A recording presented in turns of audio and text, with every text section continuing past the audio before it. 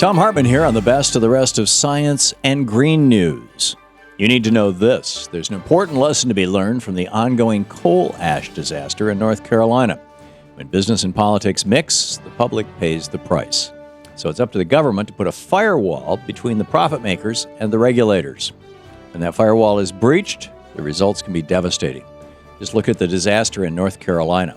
Before Pat McCrory took over the governor's mansion last year, he worked for 28 years as an executive for Duke Energy, the company responsible for last month's massive coal ash spill. After taking office, the newly elected Republican governor said that North Carolina's environmental regulatory agencies needed to focus more on so-called customer service. In other words, regulators should make it easier for companies like Duke Energy to get around safety regulations and just ignore it when these companies break the rules. Under McCrory's watch, North Carolina slashed the budget for water pollution programs and shrank the size of that state's watchdog agencies. And we all know what happened next. In February, Duke Energy spilled almost 40,000 tons of toxic waste into the Dan River in the third worst coal ash spill in history. Cleanup is going to take years, if not decades, and it's going to cost taxpayers a fortune. Thankfully, last week, a federal grand jury began hearing evidence on whether that firewall between state regulators and Duke Energy had been breached and whether Governor McCrory played a hand in weakening regulations. So far, McCrory has been able to use his power to shut down state regulators, but he can't stop this federal investigation. Stay tuned. If you're trying to diet or quit smoking, you may have better luck if you play a video game. According to a new study by Plymouth University in the UK, playing a game of Tetris can help reduce cravings for food or nicotine. Researchers conducted a study with 119 college students by instructing them to play that game for 3 minutes whenever the students began having a craving. However, half of the students were given games that only displayed an error message. Researchers found that over time, the nicotine or food cravings got weaker for everyone, but cravings went away faster for people who were able to play Tetris. The scientists suggest that any similar activity may have the same effect. However, they believe the game worked because it forced the subjects to focus on shapes rather than on the food or other substance that the students were craving. Another scientist, Lottie Van Dillen, agreed with the study and said, quote, "I think it's important that people are motivated to play the game for it to be an effective tool to fight cravings, and as a possible side effect, they may become a very skillful player," end quote. According to radcast.org, government officials are preparing to re-enter the waste isolation pilot plant in Carlsbad, New Mexico. For the past month, special teams from the Department of Energy and Nuclear Waste Partnership have been training to enter that facility in a way to minimize risk to employees and avoid causing any further contamination or damage to the plant.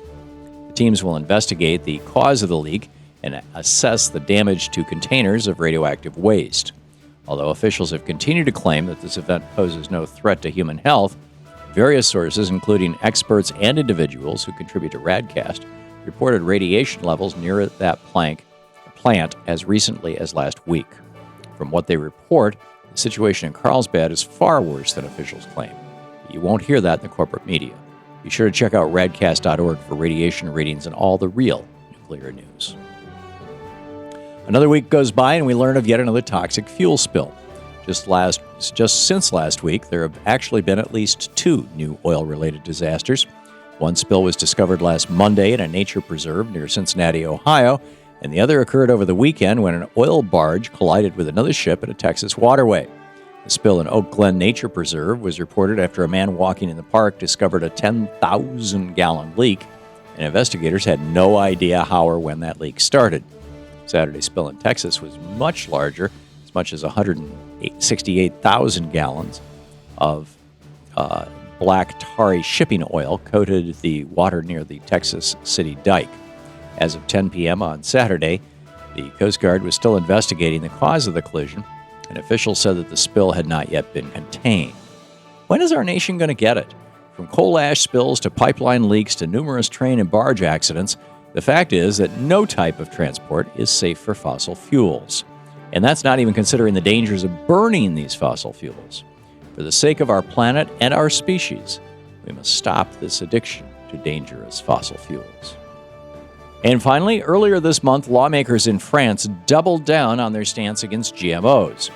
Authorities in that nation have been attempting to establish an all-out ban on GMO corn, but a senior court has twice struck down their efforts.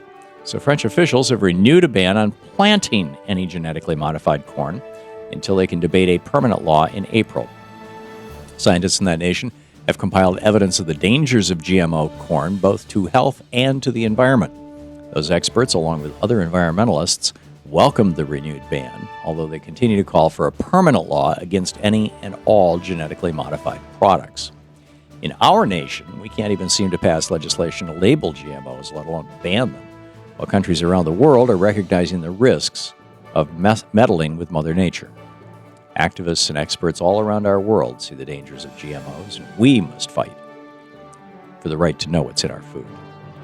And that's the way it is for the week of March 24th, 2014. I'm Thom Hartmann on Science and Green News.